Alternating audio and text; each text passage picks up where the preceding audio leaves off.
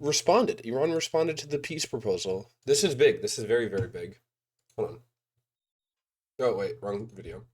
Correspondent Trey Yingst. He is live in Tel Aviv with the latest. Trey, tell us what is happening in this high-stakes negotiation and appeal to Iran. Yeah, guys, good morning. Reports indicate that Iran has responded to the U.S. peace proposal to end the war, giving their response to Pakistani mediators. Now, initial reports in Iranian state media indicate their response focuses on ending the war and ensuring security in the Strait of Hormuz. There is no mention of Iran's nuclear program, a key agenda item for the Trump administration. Now, this comes as we're also tracking reports of a... I could see Trump taking this. I think he could take this and can still have his dick sucked over it. Cargo ship that was targeted off the coast of Qatar earlier today. We understand an unknown projectile hit the vessel that was 23 nautical miles northeast of Doha. That, according to the UK Maritime Agency, the explosion caused a small fire that is now under control, according to reports. The incident, though, highlighting the latest in a series of events in the Persian Gulf and Strait of Hormuz that show Iran is testing the fragile ceasefire. From our perspective, a naval blockade is considered a military act. A military act receives a military response. Let them understand this. From now on, they should assign several additional escorts to their destroyers so that if one of them starts sinking, they can at least rescue and evacuate their naval forces. Mr. Heartless? I love With the Mr. region Heartless. waiting to see the details of this Iranian response, President Trump shared a series of AI images overnight depicting Iran's Navy at the bottom of the sea. Of course he did! President Trump was asked over the weekend about the expected Iranian response, saying this. Do you think they're slow rolling it? Do you think they're intentionally slow rolling the process? We'll find out soon enough. This hour, we're also tracking developments of Iranian drones over both the UAE and Kuwait, an indication Iran is continuing its attacks against Gulf countries. Guys? Yeah, Trey, so this response coming, do we know who is sending this? Is this coming from Khamenei or Parliament? Who's sending this message? What can you tell us about what's happening inside Iran? It's probably Khamenei. What's interesting is late last week, Iranian President Masoud Pezeshkian indicated for the first time publicly that he had met directly for more than 2 hours with Iran's new supreme leader, Mojtaba Khamenei. And there was also an interesting post from state media this morning, and I want to pull it up for you. It's from a top reporter inside of Iran saying Lieutenant General Abdullahi, in a meeting with His Eminence Ayatollah Sayyid Mojtaba Khamenei, presented a report on the preparedness of Iran's armed forces, encompassing the Army, the IRGC, law enforcement, security, and border guard forces, the Ministry of Defense, and the heroic... Meeting with yeah, of course they would. They have to. Siege. This is an indication that the Iranians are trying to signal that if this response to the mediators in Pakistan and ultimately the Trump administration is not sufficient, that they are prepared if this leads to a resumption of the bombing campaign, which would also see an increase of attacks by Iranian forces. And so Iran is signaling that they are prepared to return to war. The question now is what was in this response presented to Pakistani mediators and whether or not it is going to address the key issue that President Trump cares about, and that is ensuring that Iran never has a nuclear weapon. Trey, let me ask you about the Israeli response. Obviously, because we're just getting information that it was sent to Pakistan. Israel would love for the war to go on forever. Israel would love for the war to go on forever. They want everybody to die. Israel wants infinite suffering. Pakistani mediators, they may not have all the information. What, if anything, can you tell us about what's coming from Bibi Netanyahu and his team? The Israelis are bracing for the reality that if these negotiated settlement attempts fail, the region could imminently return to war, which would include missile fire toward Israel. But we're also tracking other developments as it relates to Iranian proxies across the region, like the Houthis, Hezbollah, and Hamas. And I spoke earlier today with a senior advisor to Israel's Prime Minister Benjamin Netanyahu, Michael Eisenberg, who said this about efforts to disarm Hamas inside Gaza. I'm very optimistic about President Trump and the Board of Peace. I think they are the first administration and the first institution that very clearly sees Hamas for who they are. And they very clearly assess the situation for what it is. Dude. Hamas for who they are. Hamas. I love the fact that they're still bringing up Hamas because it doesn't even exist basically at this point, man. Repentant, non-compliant terrorists who we gave a chance to bring along the rest of the world and the mediators. They also see that Gaza, without a total remake, without getting rid of Hamas, without getting rid of the weapons, is never going to provide a better life for the people. The bottom line here is that advisors to Israel's prime minister indicate they believe in President Trump. They think he is clear-eyed when it comes to not only the threats from inside Gaza, but also from Iran's largest proxy, Hezbollah, in southern Lebanon, and of course from the Iranian regime itself. Guys? You know, Trey, it's very clear that President Trump wants to get what he wants out of Iran, which is for them to denuclearize, but also wants to wrap this up. There are a lot of domestic concerns he must be thinking about. We've been talking earlier that the map definitely has moved more in their favor in terms of seats, but I think he would definitely like to see gas prices lower, something that the country would like as well. So what is the indication that you're getting from the administration? I know a couple weeks ago you were on the phone with the president. I know you have a lot of sources. How anxious are they to get this deal done? And how much does the upcoming trip to China play into that? I don't know if It's that a great trip's going to question. go I've talked through. to President Trump a number of times throughout this war and during a very challenging time for the region. And the president seems quite clear-eyed on what the objective is of Operation Epic Fury, and that is to ensure that Iran never has a nuclear weapon. Because when we think back to the negotiations that were happening before this operation began, the Iranians came to the negotiating table and they told U.S. Special Envoy Steve Witkoff that they had enough highly enriched uranium to create 11 nuclear bombs. And this was a signal to President Trump that A, not only were the Iranians prepared to pursue a nuclear weapon, but B, they had the capability to do so.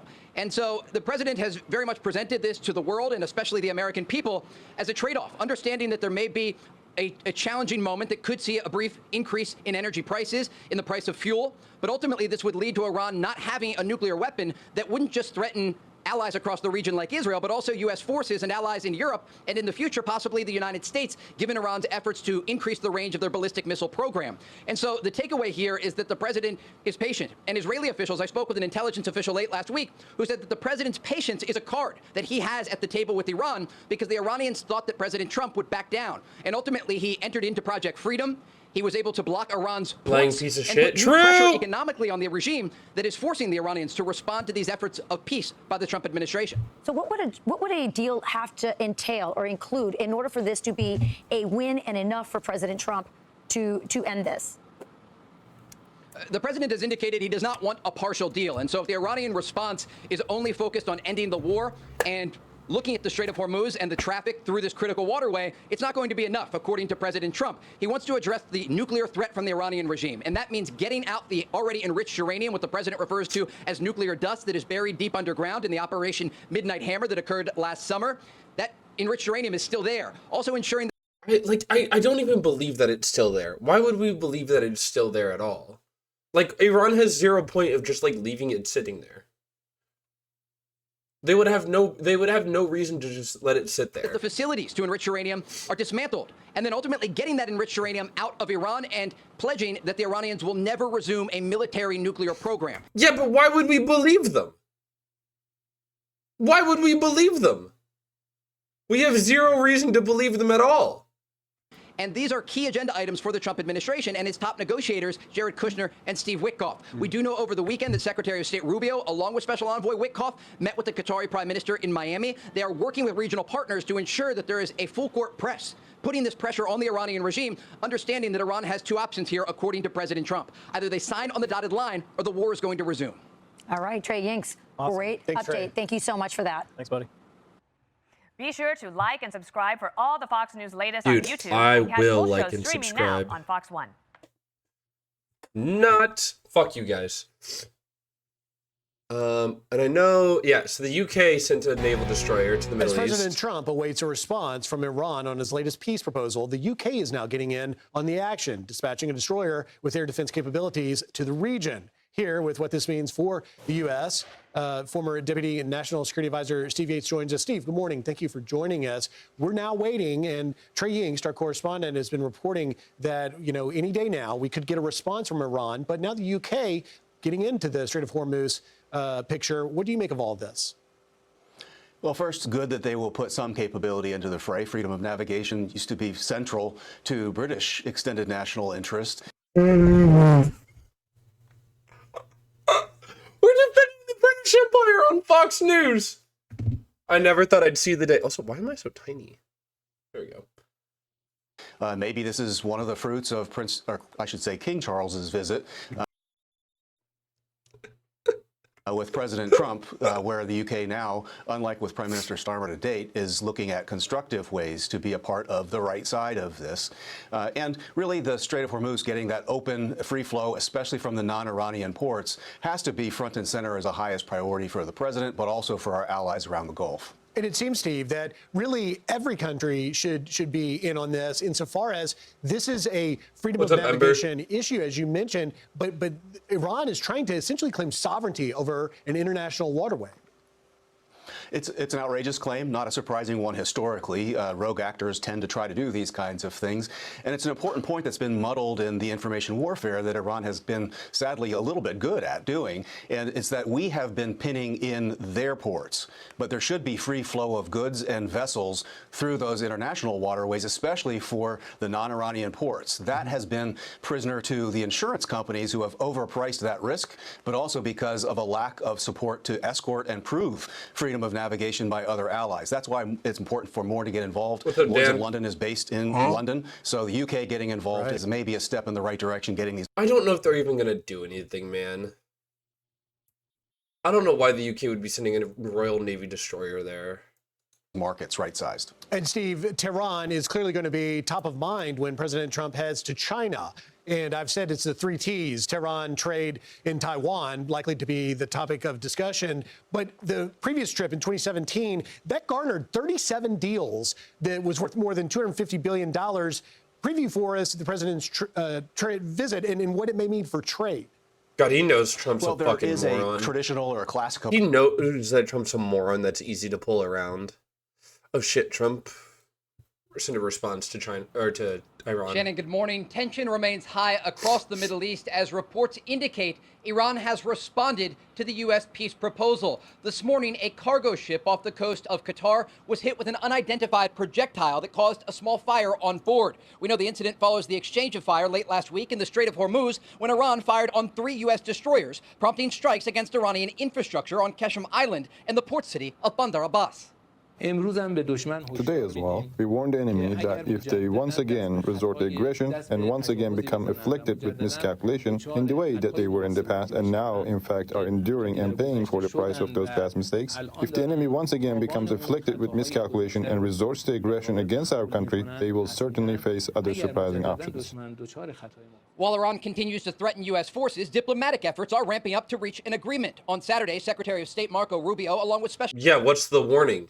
Envoy Steve Witkoff met with the Qatari Prime Minister in Miami, trying to work out a path forward for a negotiated settlement with Iran. President Trump has indicated that the bombing campaign against the Islamic Republic will resume if a deal isn't reached, although the timeline for an Iranian response remains uncertain. Yeah, but he said this before. Iran sent a response to the U.S. begins Iranian state media today. 2 carriers are allowed to pass through the blockaded Strait of Hormuz. In response, the sent mediator to Pakistan focused on ending the war on all fronts, especially Lebanon. I'm not seeing anything. Yeah, the China visit, it's going to be kind of a wrench in things for Trump. Hostilities for Israel and Hezbollah reignited on March 2nd when Lebanese group opened fire after Tehran came under U.S.-Israeli attack. Latest talks between Israel and Lebanon due to start in Washington on May 14th. U.S. employers, yeah. I don't know, man. Are you live on another app also? Twitch and YouTube. And yeah, I'm tired of having to deal with laws put in place by him by making it so I can't be myself. Still be yourself, Ember, no matter what. Is Emmy having a good day or is it politics ruining Emmy's day? It's a day, Dan. It's a day. That's what I'll tell you. It's a day.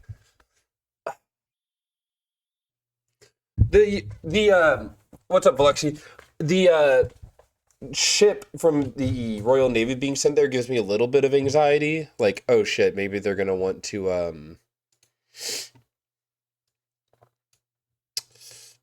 try to it's just harder for me to get estrogen. No, yeah, it's hard, but you're loved by a lot of people. I could see that the US asked them to bring it there so they could deploy ground forces, but I don't know why the UK would send a ship there. It makes no difference unless they formally say that they're supporting the US blockade of the Strait of Hormuz. I don't know, man.